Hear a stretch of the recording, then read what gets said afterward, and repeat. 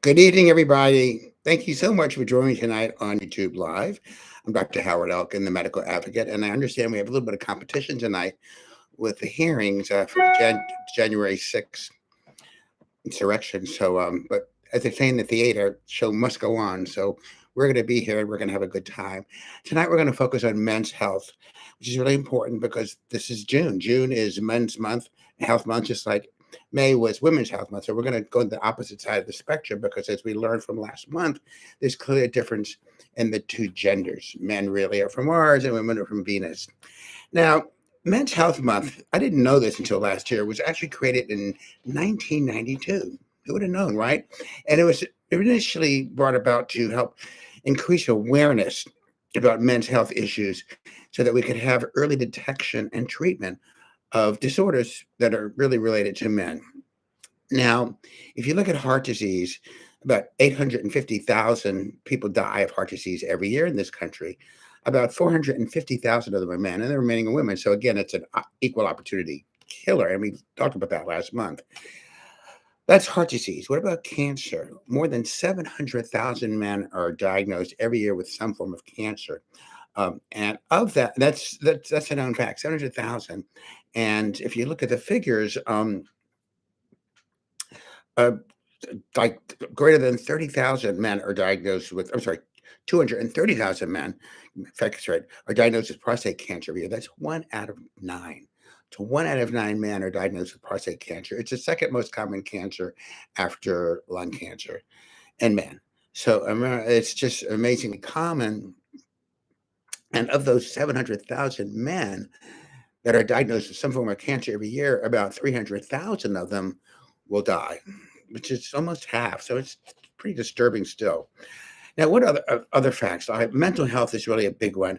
And active men are 60% more likely to suffer from depression than those who are active. So, I'm really into exercise, but it's not just about muscles and strength. It's also about mental acuity.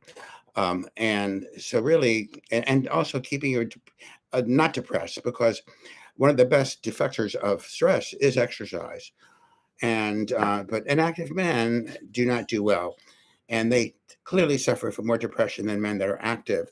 And also, what about sleep? So men that have 7 to 8 hours of sleep are 60% less likely to have a heart attack than those that get by with 5 hours or less. And I can promise you, when I had my little mild heart attack a few years ago, which you will read about in my book, I was not getting 7 to 8 hours of sleep. I was getting like 5 and 6 hours, 5 hours of sleep. Like in medical school, we would brag that, oh, we get by with 4 or 5 hours of sleep because we had to study all the time. But that was like nothing to brag about. We now know that sleep hygiene is so important to both men and women, but with men, it's crucial.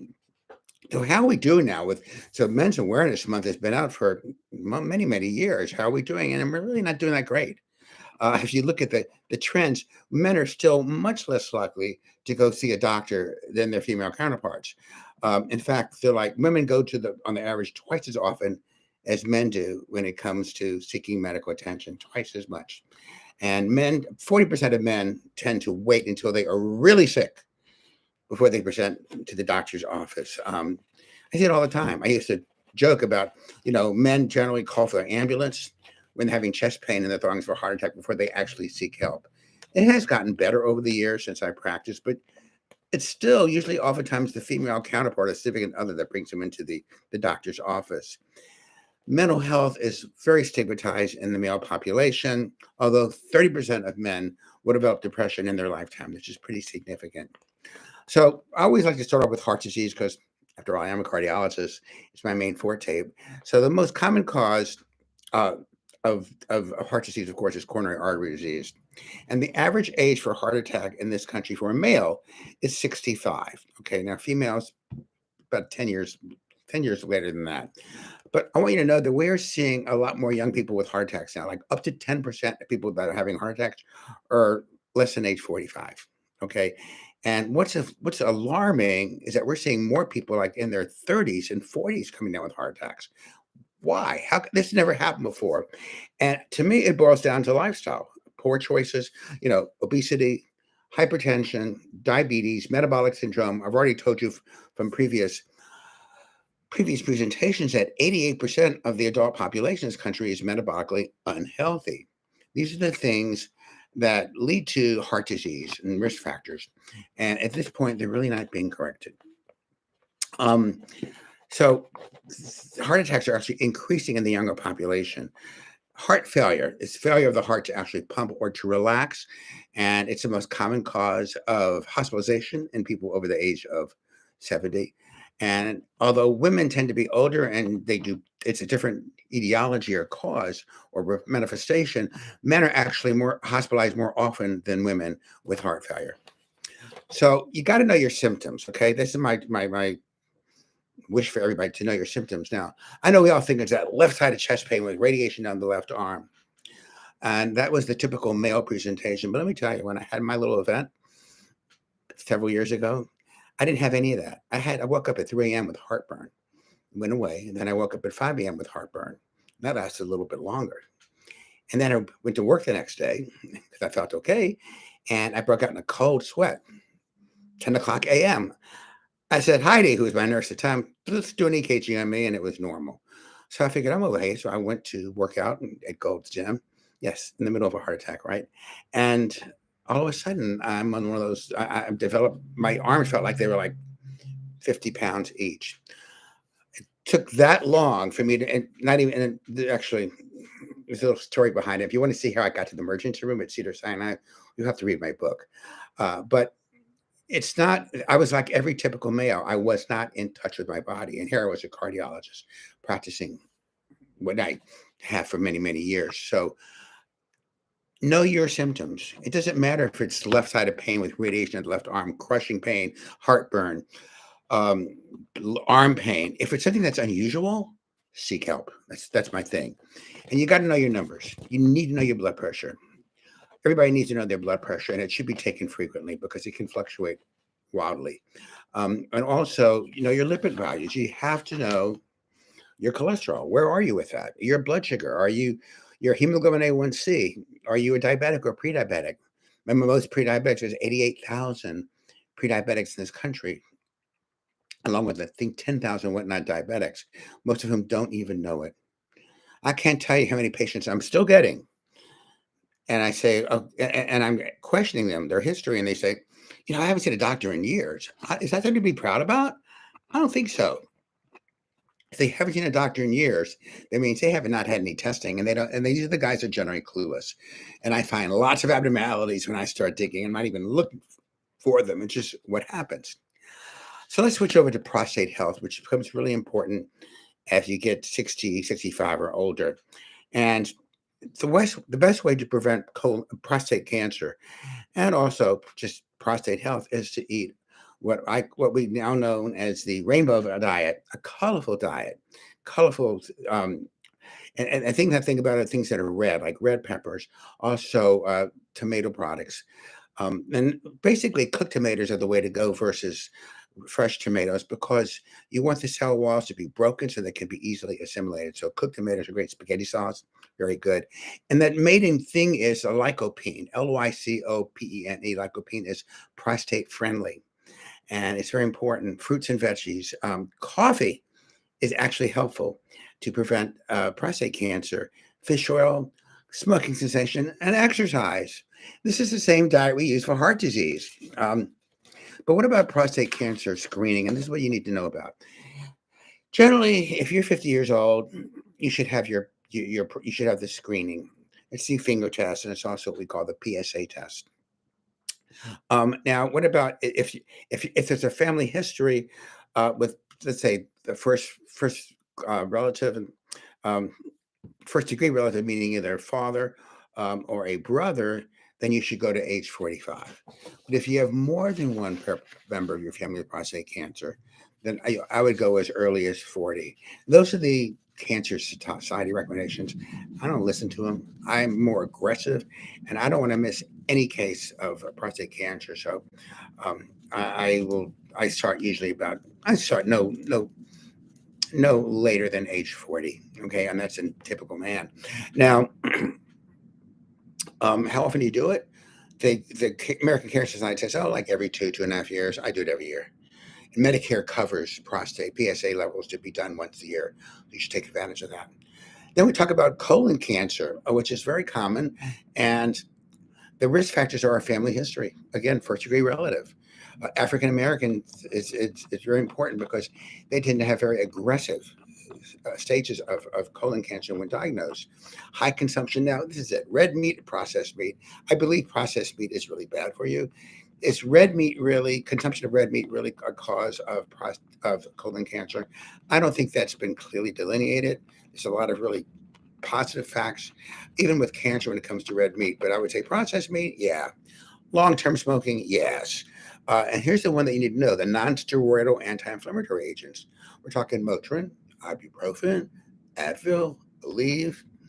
These are not good drugs, okay? They're great for relieving inflammation and pain relief, but they should never be taken on a regular basis because not only do they affect the microbiome, which may play a role in why they could lead to colon cancer, but they're just not healthy in general.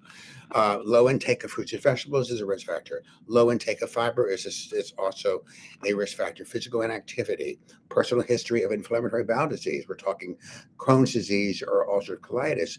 These people have to be checked very carefully with regular colonoscopies as early as their 20s. I remember when I was an intern, I had a patient, she's 25 or 26, and she had Crohn's disease or ulcerative colitis for several years. And it was horrible. She had colon cancer and she was dead like within a year. It was very sad. She was less than age 30. And of course, obesity. These are the risk factors for cancer in general, but this is important. Now, screening. Used to be age 50, everybody should have their first screening, colon cancer screening, or basically a colonoscopy. That did change a bit with Chadwick Boseman, that incredible actor, died a couple years ago at age 37. Okay. We now went down to age 45. However, if there's a close relative, I would go as early as 40. But I'm recommending that all my patients, male or female, have their first colonoscopy at age 45. I mean, we really don't want to miss this. And I want you to know that colon cancer screening or colonoscopy is not to prevent colon cancer, but it's to prevent death from colon cancer. And that's very important because you can get a polyp very early in its stage, and you can eradicate the progression of cancer to cancer. So it's a very preventable cancer if you get it in the early stage. And that's what I want to press to everybody, male or female. Now, the next topic is erectile function. And these are the things that you never hear about. Doctors don't talk about it. It's really important. And it can be a real manifestation of both physical or psychological stress. It could be a physical or psychological problem that's causing it. And the results are stress, relationship strain, and low self-esteem in general. No one wants to not be able to get it up, right? And it's not talked about frequently in doctors' offices. And I think it's important. I always ask about it. So before we run for that blue pill, we got to do a little bit of medical advocacy work, right? We got to figure out what's causing this. What's the problem? And how common is it? 30 million men in this country, any given period of time, are suffering from erectile dysfunction. It's pretty common. Now, the most common is that there's abnormalities of blood flow to the arteries or veins in the penis. And it's important to know that. And there's also a very strong link between erectile dysfunction and heart disease. In fact, this is interesting. I just recently read this, that here we go. Having ED is as much as a risk factor for heart disease as smoking or having a family history of coronary disease. Isn't that something? So I actually work up quite a few men that have ED for cardiac testing, and I found a couple that definitely have it. So there is a link between coronary disease and erectile dysfunction. So again, what's the cause? We're always trying to seek the cause in functional medicine and in being your own medical advocate. Now, what do we do about it? I don't care what you read or what you do, but if you want to have good erectile function, you better avoid sugar. It's the worst agent out there. And this is interesting. I just learned this from a mutual friend. She's a nutritionist in the South Bay area. We know each other from Instagram. She's great. And I just recently gathered from her a 2013 study that studied men up to the age of 75. And they gave them 75 grams of sugar, which is to me is a lot of sugar, but maybe not for a lot of people. And then they saw over the next 2 hours that their testosterone levels dropped by 25%. 25% drop in 2 hours. They're eating 75 grams of sugar. When we probably should be eating about 10, 15 grams of sugar per meal. So sugar is the worst offense. You really need to avoid it. What else is good for erectile function? Well, the red stuff already mentioned, but watermelon is good. Watermelon's pretty high in sugar, but again, it has lycopene. It's also got citrulline. Citrulline helps with nitric oxide production, which helps to dilate arteries and so forth. Spinach, leafy greens. We try to have a bowl of leafy greens every night because it's healthy for so many different things, but erectile function for sure. Coffee, dark chocolate, other things that you probably never thought about before. And pistachios. Pistachios are pretty good. And blueberries. Now, what about supplements for erectile function? Okay, so Tribulus terrestris. I tried that a few years ago with various patients. It's an herbal treatment that's used in Chinese and Ayurvedic medicine. I did not find it really helpful in most of my patients, the ones that I tried it in. But some people swear by it. Maca is an herb from Brazil, I believe, and it's been useful in sexual function, actually to help libido in both men and women. Red ginseng, saffron, ginkgo biloba, and of course L-citrulline, which again helps to increase your nitric oxide production.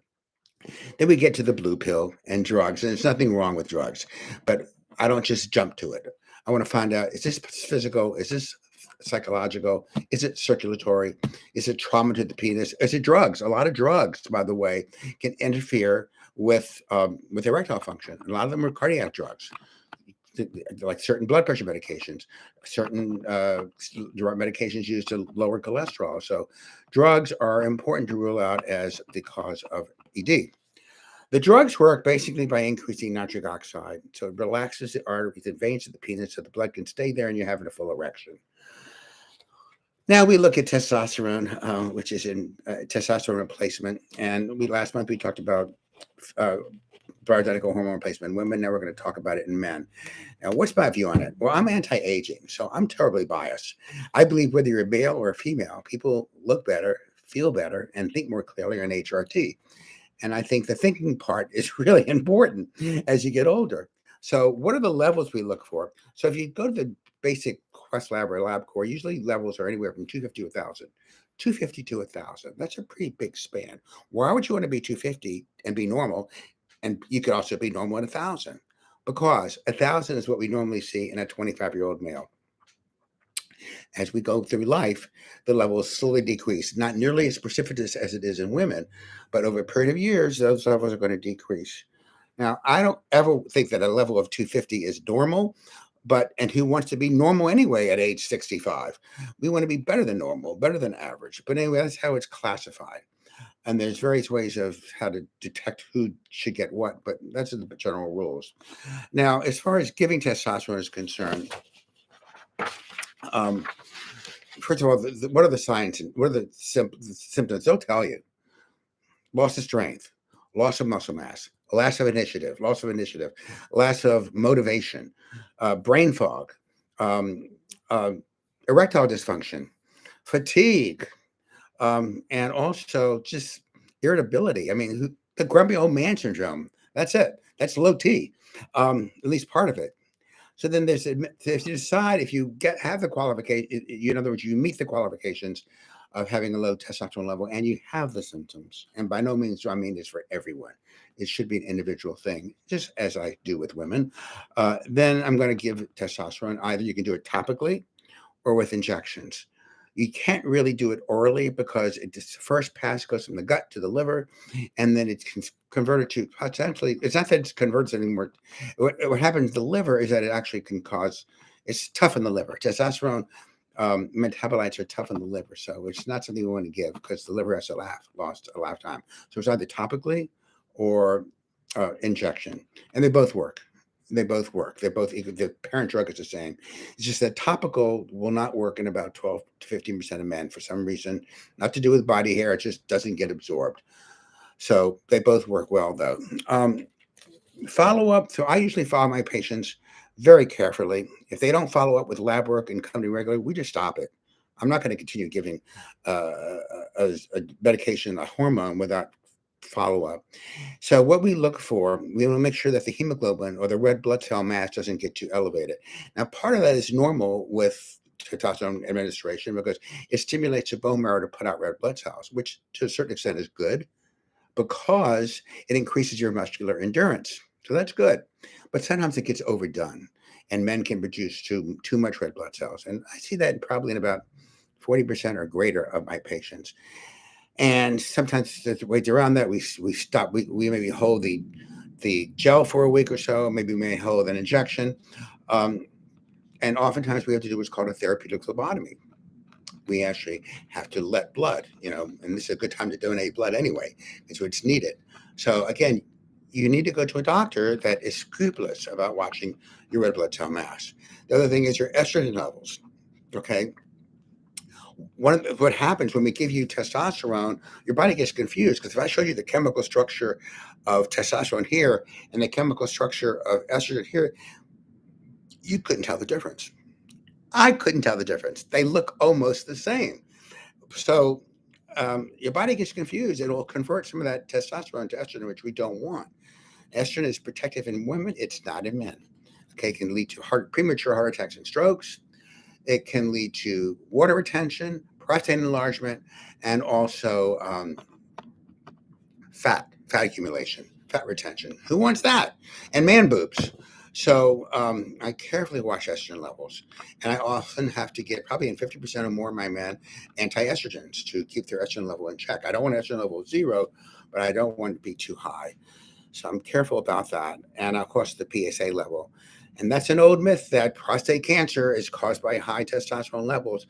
That was thought out. That was in 1942 on it's over 80. That's 80 years ago, from Dr. Huggins, and he actually won the Nobel Pulitzer Prize, I think, whatever you call it, Nobel Prize, in 1960 for that. And people thought for years. Doctors still think there's a correlation. There really isn't. We actually think that high estrogen levels in men is more the culprit than high testosterone levels. So I don't think there are any real pitfalls to testosterone administration. I think it's pretty safe if you go to a doctor who knows what they're doing.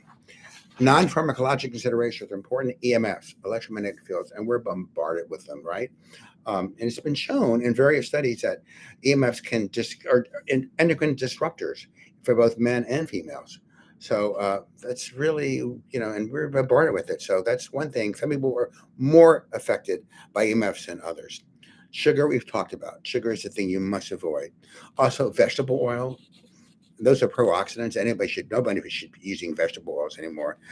Processed foods, alcohol, and also, interesting enough, I learned this last year on the nuts. And nuts are very healthy. But like things like walnuts and almonds, which are very heart healthy, can lead to increased levels of sex hormone binding globulin, which binds to testosterone, which renders it unable to be absorbed in the body. Now, I wouldn't stop eating nuts for that reason. I mean, unless you eat gobs of nuts every day. And interesting enough, Brazilian nuts are healthy because they have selenium. But anyway, this is out of interest. Sleep. It's been shown, they actually done a study that you can decrease your testosterone levels by 10 to 15% by depriving men. They did this. They take several men and they made them sleep deprived for a week, and their levels dropped 10 to 15%. This is from a study from 2011. Why haven't you heard these studies before? Because you don't hear about these. Sleep improves testosterone levels. There is one supplement I do like. It's called acetyl L-carnitine. It's good for lots of different things. It's one of the few carnitine derivatives that actually pass the blood-brain barrier. It's very important. And it's a mood elevator. It also can help with depression and memory enhancement and ED. But the levels you need to take for ED are like 2 grams a day, whereas the usual recommended dose is like 600 to 800. So you need a larger dose. And this has been shown. This is a great study from 2007, Italian study from Dr. Cavallini. That's a great study. So, my gods. Okay, so there's a lot of information here, and I'm ready to take your questions in the remaining time. So let's see what we have. Are there optimal testosterone levels for men depending on age? Okay, great question. Um, okay, again, it's age related. When I have a patient on testosterone, what do I look for? I try to get their levels 800 to 1,000 in most cases. That's safely, again, watching the red blood cell count and the estrogen levels and the PSA levels and so forth. So because that's really a therapeutic level. I definitely want to get it over 550 because when you get it over 550, you're getting cardiac manifestations for which testosterone is not indicated for, but it actually can increase, it causes coronary dilatation. And of course, widening those arteries is good. So I look for levels when I'm treating between like 800 to 1,000. Okay, that's kind of my zone that I look for, and if I could do it safely. Uh, as far as optimal, that's what I would consider optimal. It really is.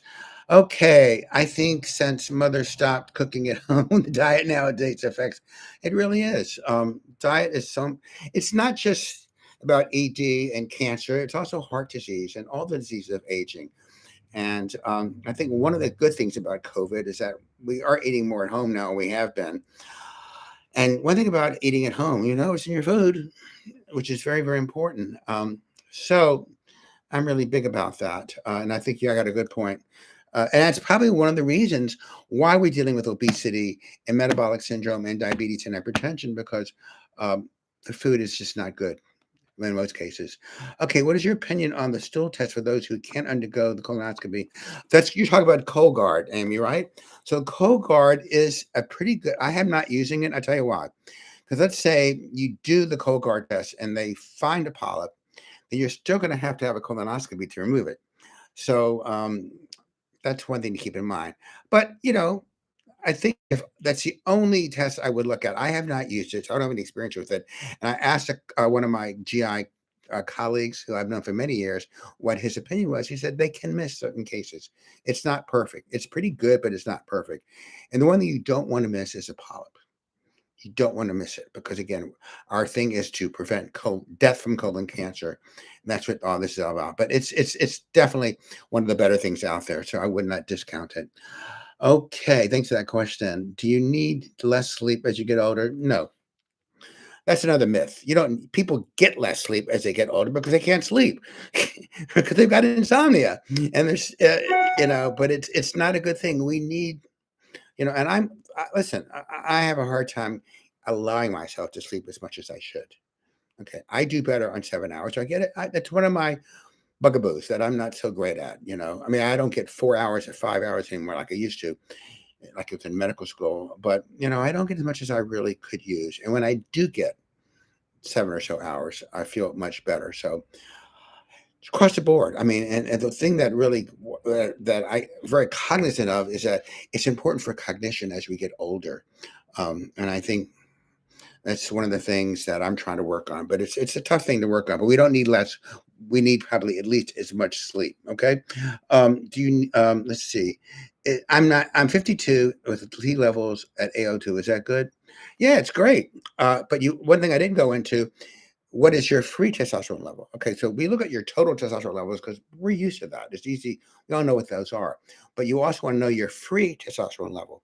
You could have a total testosterone of over 800, but if your free is low, that means you don't have enough testosterone for binding, which means you're still low T, and you would be a candidate for replacement therapy. So make sure, guys, when you get your levels checked, that you ask for a free and total testosterone. Very important. I didn't mention that, but I should have. So good question. Thank you. How much testosterone converts to estrogen? You know, we don't know. It's just totally individual. Um, like I've never had an estrogen problem. I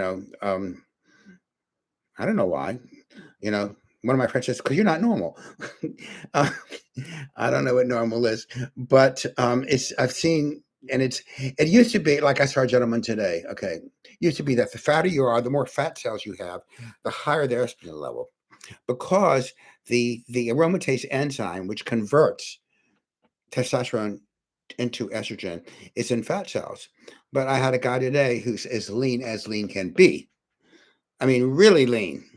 And his level was like 72 when it should be between 20 and 30. 72 is pretty high. So it's all bets are off. But one hint is that the heavier you are, if I have a patient that's really kind of heavy and I'm putting on testosterone, I probably will add estrogen blocker from the beginning. Ordinarily, I don't until I see how they respond. But it's extremely variable. Great question. Thank you.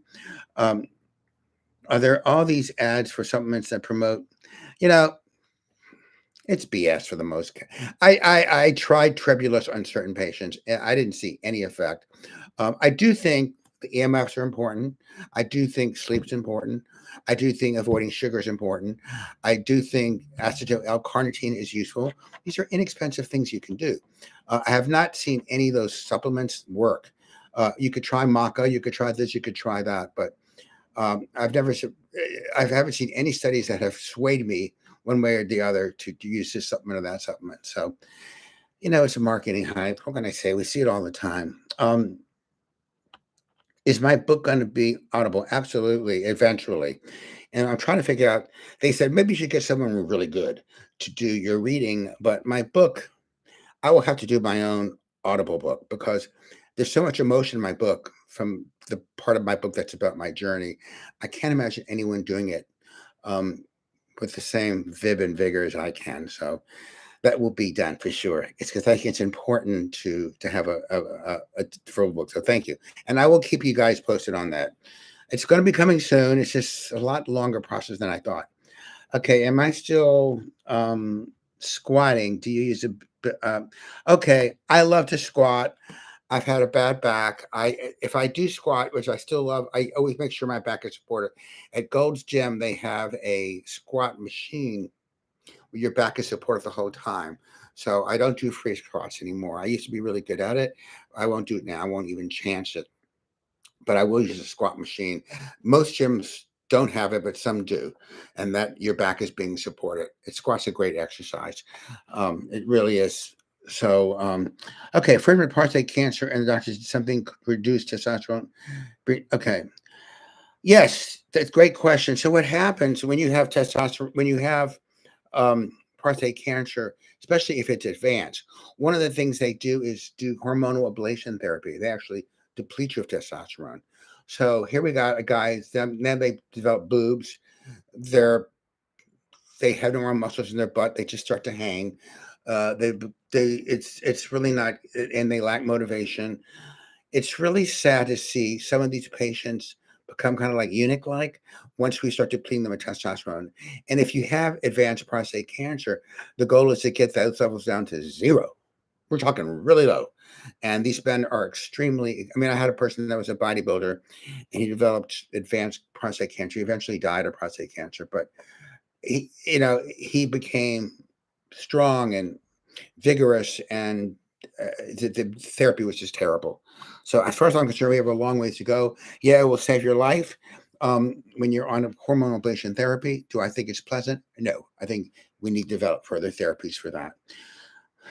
Thank you. My book is going to come out soon. Good, guys. Great questions. Anything else? Let me see before we close. So I really, in these last two sessions, I really wanted to, that's distinguish the difference between men and female, and or equally important. But I wanted to make that distinction. I have here's a friend with a boy. My eyes are getting worse and worse. I have a friend with PSA and his level was 7. Yeah, 7's right. Anything over 4 is high. So what do I do? Okay, if I have a patient with a level that's like 4.2, 4.5, or 5, I don't panic. I say, okay, let's repeat it in a month or 6 weeks. Because prostate cancer, even if it's there, it tends to be very slow growing for the most part, except for African Americans. They tend to develop more aggressive courses. So anyway, I'll repeat it in 5 or 6 weeks. Keep them on the testosterone. I don't stop it at first. If the level stays the same, okay, or goes down, I'm not worried about it. If it goes up, I'm probably going to refer them to a urologist, and they're going to do a biopsy. And lots of times those biopsies are negative. I've had a patient that's had a biopsy. He probably had 8 biopsies. I can't imagine, and they've all been negative. Yet his PSA is always high. Now we're very conservative with his testosterone level. I don't let it go as high as I would normally. I maybe go for just 500 in him, 550, 600. But and I'm squeamish about it because he figures he could have. How long is this going to go on? He's had numerous biopsies; they're all negative. It's kind of primitive how they make this. It's hit or miss with biopsies. You guys have been great. Thank you so much. So we'll meet again in 2 months, 2 weeks. And I have a couple ideas in mind, but I'm going to surprise you. So we'll see you in 2 weeks. Thank you. I'm very grateful for your attendance tonight, especially when there's a lot going on in the world and this country right now. So please tell your friends about this. And if you can subscribe to my YouTube, and also if you see some of my other videos, do a little thumbs up or a like button. That improves my ratings, which is very important. You have a new book coming out. And we'll be talking more about the book in future weeks. So thank you so much. We'll see you 2 weeks. Good night, everybody. Good night.